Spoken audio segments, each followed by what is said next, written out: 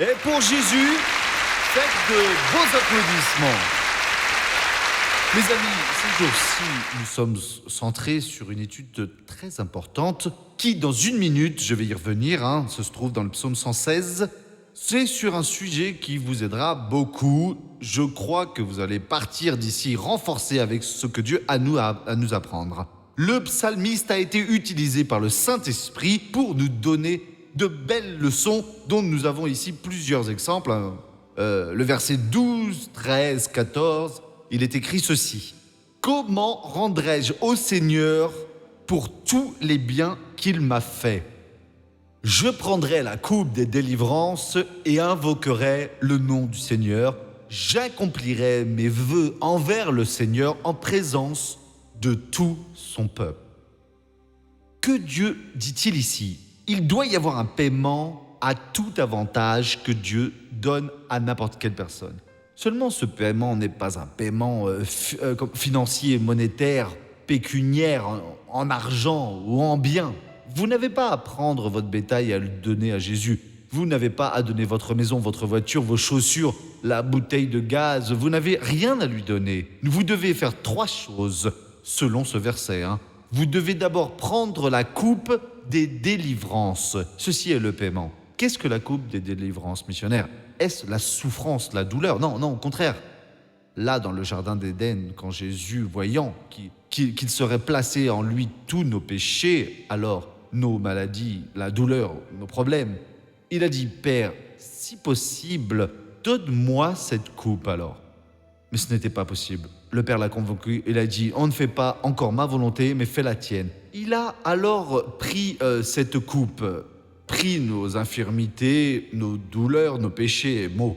Maintenant, comment allons-nous le prendre en le portant ? Non, nous allons croire pour recevoir la bénédiction.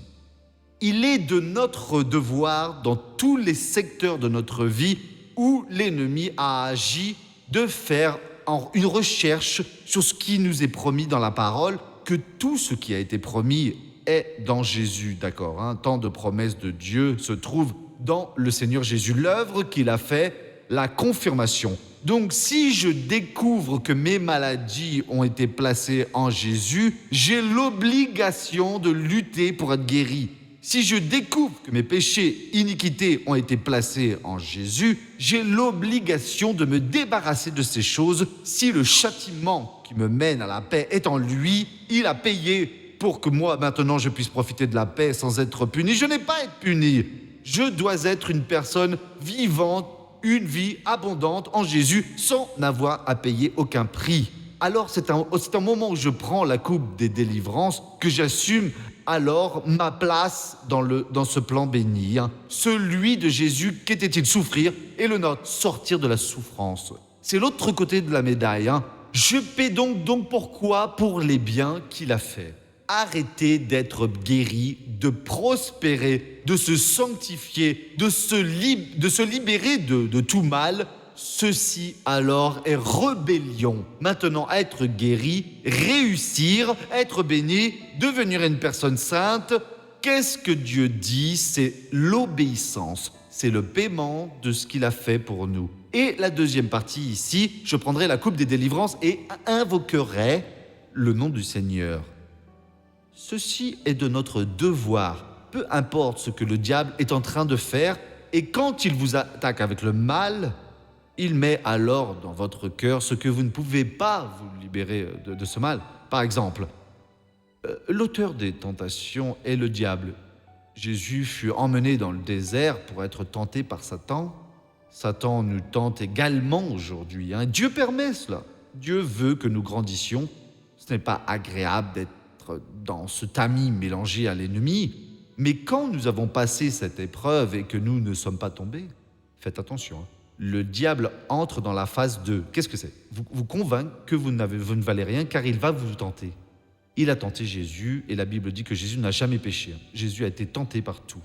Alors quand il tente avec moi et avec vous et que nous ne tombons pas dans la tentation, nous sentons ce vent, cette inspiration, ce désir et vous dites non, je ne veux pas de ça. Je suis de Dieu, je n'accepte pas, nous n'avons pas péché, mais le diable tente de nous convaincre. Et certains y croient vraiment, vraiment je ne veux rien. Mais comment j'ai pu penser ça ? parce que le diable l'a mis dans votre esprit. Et si vous n'êtes pas tombé, vous n'avez aucune obligation de vous dire « Maintenant, je ne vaux rien, je suis quelqu'un du mal, oh Dieu, pardonne-moi pour avoir été tenté, la tentation ne vous a pas atteint. » Vous pouvez dire « Merci beaucoup, car le Seigneur était avec moi dans la tentation et je ne suis pas tombé. » Alors quand vous êtes dans cette situation, comme certaines personnes qui sont ici aujourd'hui, se sentant inférieures, se sentant condamnées, et vous découvrez que vous avez l'obligation d'invoquer le nom du Seigneur Jésus, à ce moment-là, la puissance du diable est brisée dans votre vie et vainc le pouvoir de Dieu et il opère en vous. Allons voir un beau verset ici qui se trouve dans le psaume 118, le verset 5. C'est au verset... C'est le verset 116. Le 5e verset. Le psalmiste dit ici « Du sein de la détresse, j'ai invoqué l'Éternel. L'Éternel m'a exaucé et m'a mis au large. » Qu'est-ce qu'il dit ici? Vous êtes dans la détresse, vous êtes oppressé. Dans n'importe quel domaine, la partie physique, la maladie, la partie émotionnelle, le désespoir, vous êtes conduit par une tentation, vous êtes en difficulté au travail, dans votre foyer ou ailleurs. Vous êtes alors affligé et oppressé. Invoquez Dieu, le nom du Seigneur, mais invoquez de tout votre cœur. Vous ne pouvez pas dire « Oh, au nom de Jésus béni, non, Père, je veux utiliser ton nom. Je vais mettre un terme à cela. Je vais exiger la sortie de ce mal. » La Bible dit « Appelez-moi au moment de la détresse, je te délivrerai et tu me glorifieras. Cherchez-moi et vous me trouverez ici si vous me cherchez de tout votre cœur. » Vous pouvez appliquer le même principe dans l'invocation. Invoquez-moi et je vous répondrai quand vous m'invoquerez de tout votre cœur. Tout ce que vous faites, faites-le de tout votre cœur avec cette décision. Je vais le faire maintenant. J'invoquerai le nom du Seigneur. Ensuite, vous invoquez et que va-t-il arriver? Dieu va vous répondre. Du sein de la détresse, j'ai invoqué l'Éternel, verset 5. L'Éternel m'a exaucé. Je veux dire, il m'a écouté, il m'a prêté attention à moi. Il a envoyé son pouvoir et m'a libéré. Et puis, plus encore, il m'a mis au large. Dans une situation où vous n'êtes plus oppressé, dans une position où cette tentation ne peut plus vous opprimer. Vous pouvez vous attendre à ce qu'une autre vienne, mais celle-ci appartient au passé.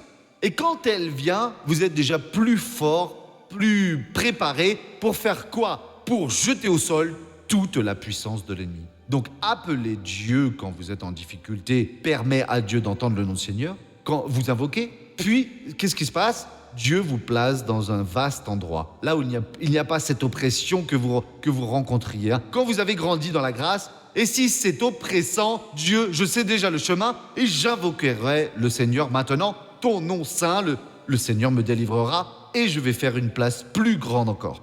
Chaque fois, la bénédiction est plus grande. Nous arrivons maintenant au livre des Lamentations, c'est le chapitre 3, le verset 55. J'ai invoqué ton nom, ô Éternel, du fond de la fosse. Il était déprimé. Le prophète a été dévasté. La fosse était la plus profonde. Il ne pouvait pas y avoir de plus profonde que cela. Mais là, dans la fosse la plus profonde, il a invoqué le nom du Seigneur. Il a appelé notre Dieu. Et qu'est-ce que Dieu a fait? Dieu a répondu. Tu as entendu ma voix. Ne ferme pas l'oreille à mes soupirs, à mes cris. Au jour où je t'ai invoqué, tu t'es approché et tu as dit, ne crains pas. Oh, gloire à Dieu. Mes frères, vous êtes déprimés, vous êtes détruits. Il y a quelque chose qui vous avez déjà abandonné. Et vous avez dit non, mais il n'y a pas de solution. J'ai déjà prié 1000 fois pour que Dieu me guérisse et Dieu ne m'a pas guéri. J'ai déjà demandé à Dieu d'éloigner cette tentation et il semble qu'elle appartient à mon destin. Et elle est toujours là parce que vous n'avez pas invoqué Dieu de tout votre cœur. Vous pouvez être dans le fond de la fosse la plus profonde et il n'y a pas moyen d'en sortir. Mais si vous priez Dieu, mon frère, il va vous entendre. Lisons à nouveau le verset 55. J'ai invoqué ton nom. C'est vraiment invoquer, crier, utiliser le nom de Jésus. ô Éternel, du fond de la fosse. Que s'est-il passé? Tu as entendu ma voix. Lorsque vous appelez Dieu, il entend. Peut-être que l'enfer fait une barrière ici pour que la réponse ne passe pas, comme il le faisait avec Daniel, qui a passé 21 jours dans le jeûne et la prière, et la réponse n'est pas venue. Mais quand l'ange le plus fort arriva, il dit « Daniel, vous êtes un homme très aimé. Dès le premier jour où vous avez commencé à prier, vos paroles ont été entendues. Mais le prince de Perse a retenu la réponse pendant 21 jours. C'est pour cela que Dieu a envoyé un ange plus fort. Mais je suis venu, et je suis venu en entendant tes mots. » Alors vous invoquez et continuez dans cette parole. Non, j'ai invoqué et de tout mon cœur, de toute mon âme, et Dieu va envoyer la réponse. Il va vous entendre. J'ai invoqué ton nom, ô Éternel, du fond de la fosse. Tu as entendu ma voix. Ne ferme pas l'oreille à mes soupirs, à mes cris. Au jour où je t'ai invoqué, tu t'es approché et tu as dit « Ne crains pas ». Mon frère, Dieu veut vous dire ceci à vous, dans votre tête, non, dans votre cœur, au fond de votre âme. Et quand Dieu parle, sa parole n'est pas égale à la nôtre, non. Oh Jean, je suis tellement désolé Jean, vous êtes une bonne personne, mais comment est-ce possible? Quand Dieu parle, il envoie le pouvoir. Notre parole ce ne sont que des mots, une outil de communication, pas celle de Dieu, non. Dieu lui-même est dans l'action. Au moment où il décide de vous répondre, et il décide de répondre lorsque vous invoquez en esprit et en vérité, quand vous criez de tout votre cœur, au moment où Dieu envoie la réponse, il vous implique et de là, l'ennemi ne parvient plus à rester dans votre vie. Le psaume 124, le verset 8. Notre secours est dans le nom de l'Éternel qui a fait les cieux et la terre. Si vous alors n'appelez pas ce nom, le nom du Seigneur, vous n'allez pas obtenir de l'aide. Parce que votre secours n'en est pas autrement. Je veux jeûner. Parfois, le jeûne aide parce que la chair gagne du terrain. C'est pour que vous brisiez la chair. Je vais demander à tout le monde de prier pour moi. Parfois, c'est utile parce que vous êtes trop faible. Mais ce qui est bon, c'est quand vous devenez plus fort et que vous comprenez. J'invoquerai le nom du Seigneur. Pourquoi vais-je l'invoquer? Parce que mon secours est dans le nom du Seigneur. À ce moment, vous forcez le secours à venir à vous. Au Marc chapitre 16, évangile de Marc, Jésus dit ici, le verset 15. Puis il leur dit, « Allez par tout le monde et prêchez la bonne nouvelle à toute la création. Celui qui croira et qui sera baptisé sera sauvé, mais celui qui ne croira pas sera condamné. Voici les miracles qui accompagneront ceux qui auront cru. En mon nom, ils chasseront les démons. » Gloire à Dieu. En ce nom, il n'y a aucun démon qui se trouve sur votre chemin. Nous les avons simplement expulsés. Dieu vous parle maintenant. Si vous le voulez, Dieu va vous donner la pleine bénédiction. Baissez la tête et fermez les yeux. Père, je prie au nom de Jésus pour cette personne qui a compris maintenant, Père, que son secours est en ton nom et que les indications s'en suivent. La première est que, en le nom de Jésus, cette même personne qui ne réussit pas aujourd'hui, comme Jérémie, dans la fosse la plus profonde, elle a le droit, Père, d'invoquer ce nom contre les démons et ils vont battre en tête, être expulsés. Contre les maladies et elles disparaîtront. Contre les ténèbres et ils ne sauront pas résister. Oh Père, je prie maintenant pour les personnes qui trébuchent dans la vie, ou qui trébuchaient, mais qui disent, j'ai appris aujourd'hui, le secret de la victoire. Et Dieu vous apportera la victoire au nom du Seigneur Jésus. Alors Père, je vous remercie de ce que le Seigneur est en train de faire. Et au nom de Jésus, Amen. Voyons maintenant le feuilleton de la vie réelle.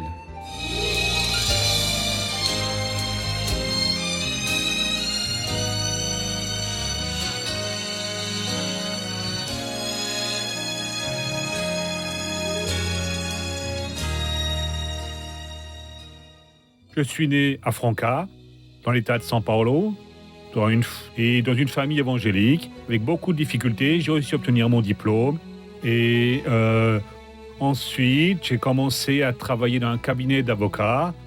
Et après quelques années, j'ai monté mon cabinet. Il y avait des hauts et des bas, quand ça n'allait pas bien, c'était plus ou moins ça, vous voyez. La profession de mon père est un métier très difficile. Et soudainement, le bureau a commencé une chute violente et je ne sais pas pourquoi. Et les affaires ne s'arrangeaient en aucune manière et il y a eu des moments où j'ai dû emprunter de l'argent pour payer mes dettes. La tante d'Ezra reçoit la guérison dans l'un des événements organisés par le missionnaire R.R. Soares à Rio de Janeiro, ce qui suscite un grand intérêt pour la famille de revenir sur le chemin de Jésus. Et là, elle a reçu cette bénédiction. À partir de là, une lumière nous a éclairés et j'ai dit « Attendez une minute, qu'est-ce qui nous arrive ?» Et puis nous avons commencé à aller à l'église. C'est quelque chose de Dieu, je peux le dire ainsi, parce que ma tante est très croyante envers Dieu aussi. Elle fréquentait déjà l'église de la grâce. Regardez, après le deuxième ou troisième culte auquel nous avons participé et regardé, j'ai ressenti un désir très fort de devenir un parrain. J'étais très inquiet que les personnes ne connaissent pas l'évangile. Et en ajoutant ma contribution à celle d'autres personnes qui parrainent, nous réussissons à faire connaître l'évangile. Ma sœur et moi, nous sommes différents. Nous venons d'autres domaines. Ma mère, elle nous a parrainés, voyez. Et depuis, ça a été un décollage, voyez. C'est une belle émission que nous devons continuer et aider le missionnaire à lever, faire avancer cette idée merveilleuse. Et je pense déjà à doubler ce que j'ai commencé. Nous avons été réellement surpris de ce que Dieu a fait dans nos vies. Le bureau aujourd'hui est tout autre. Professionnellement, j'ai senti une très grande différence. Dieu a donné une très grande différence à ce cabinet. Estras participe à la campagne Samedi de la justice. Elle reçoit un marteau symbolique et commence à bénir tous les procès de défense. Les procès, je les bénis. Quand je commence une audience, qui est la chose la plus importante pour un avocat, pour résoudre les problèmes, je n'ai pas le petit marteau à ce moment-là, mais j'appelle rapidement la présence de Dieu, comme si j'avais le marteau dans mes mains, et je demande à Dieu qu'il m'oriente, qu'il me guide pour lancer des accusations, à poser des questions. Je demande à Dieu qu'il aide le juge à conduire avec la plus grande justice le procès. Jamais je n'ai eu une année, un bilan annuel aussi heureux, si prospère, comme en cette année 2011. Ce sont de nouveaux clients. Mon père est en plein essor aussi. Et réellement, ça a été une vie qui s'est transformée. Vraiment. À partir du parrainage. La différence est que, pour cette année, je suis avec Dieu. Cette année, je parraine. Cette année, j'aide à diffuser l'Évangile. En plus du parrainage, nous aidons dans nos offres. Nous sommes très généreux et nous voulons aider encore plus parce que je pense que cela, c'est la seule façon de sauver cette humanité. Il n'y a pas d'autre moyen. Ah Jésus, le Seigneur agit dans tous les domaines. Voyons maintenant la première question. Missionnaire, que signifie le châtiment qui nous donne la paix est en lui? Ce que dit mon ami, c'est qu'avant que Jésus ne prenne la coupe des délivrances, pour que la personne ait un peu de paix, elle a dû souffrir. Il y avait comme une punition, parce que l'homme était placé dans la main du diable. Aujourd'hui, non. Personne ne doit payer le prix pour avoir la paix, pour avoir la guérison, pour avoir le pardon. Il suffit d'écouter la parole de Dieu et d'absorber, de boire la coupe des délivrances. Et tout ce qui est inclus dans ce mot est le salut. Le mot salut vient du mot grec appelé sozo. C'est un mot inclusif qui comprend la guérison, le pardon, la liberté, la prospérité. Il comprend toutes les bénédictions de Dieu. Deuxième question maintenant. Missionnaire, j'aimerais savoir comment sont battues les luttes entre le bien et le mal dans le monde spirituel. Ne continuez pas à vouloir savoir ce genre de choses car vous allez trouver la mauvaise réponse en fait. Tout ce que la Bible ne dit pas, bien sûr, ce n'est pas pour nous. Deutéronome 29, apprenez ce mot pour que le diable ne vous trompe pas. Non, je vais prier et Dieu me donnera le secret. Ne faites pas cela. Voici le Deutéronome, chapitre 29, verset 29. Les choses cachées sont à l'Éternel notre Dieu. Les choses révélées sont à nous et à nos enfants, à perpétuer, afin que nous mettions en pratique toutes les paroles de cette loi. Dieu n'a pas révélé. Vous êtes en train de prier, hein, Dieu, je veux. Vous allez au-delà de la doctrine du Christ, qui n'a pas été divulguée. Le démon commence alors à vous montrer des choses, et vous pensez que c'est le cas. Ah, donc c'est de cette façon, vous commencez même à prêcher et à enseigner. Restez loin de vouloir savoir ce qui n'est pas révélé. Ce qui est révélé est dans la Bible. Ce qui n'y est pas, comment luttons-nous? Je ne comprends pas. Je ne sais pas de quelle taille est le diable, s'il nous ressemble. Moi, je ne l'ai pas vu, je ne suis pas intéressé à le voir, mes amis. Ce que j'aimerais voir, c'est Jésus. Et si un jour il se relève à moi, mais s'il choisit de se révéler, je ne vais pas rester à prier, non. Je suis sûr que lorsque j'arriverai au ciel, je le reconnaîtrai. Et là, s'il me permet, je le prendrai dans mes bras. S'il ne me permet pas, il suffira de le regarder et s'incliner, ce sera déjà une très grande gloire. Levons-nous et prions, parce que je veux crier au ciel maintenant. Dieu ne parle pas en vain. Dieu veut vous bénir maintenant. Maintenant, il est temps pour vous de rejoindre ce peuple de la foi. Vous qui êtes à la maison, unissons notre foi pour que Dieu nous bénisse. Baissez la tête et fermez vos yeux. Père, au nom de Jésus, nous entendons que nous devons, ô Dieu, boire la coupe des délivrances.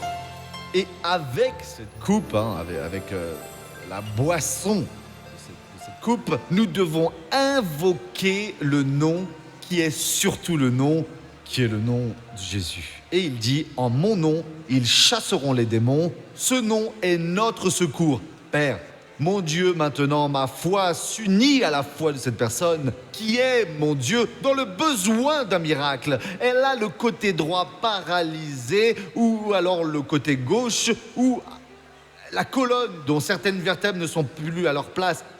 Et elle sent de la douleur au Dieu, du haut de la tête jusqu'à la plante des pieds. Quelque chose ne va pas dans cette vie. Mais Père, nous croyons en ta parole, nous croyons en ta promesse. Et comme ministre de ta parole, maintenant, j'unis ma foi à la foi de cette personne. Mon frère, rejoins-moi maintenant. Notre prière nous aidera tous mutuellement. Et au nom de Jésus-Christ, maintenant, je dis, diable, prends tout ce qui est à toi et sors du haut de la tête jusqu'à la plante des pieds. Et au nom du Seigneur Jésus, nous t'expulsons de cette vie.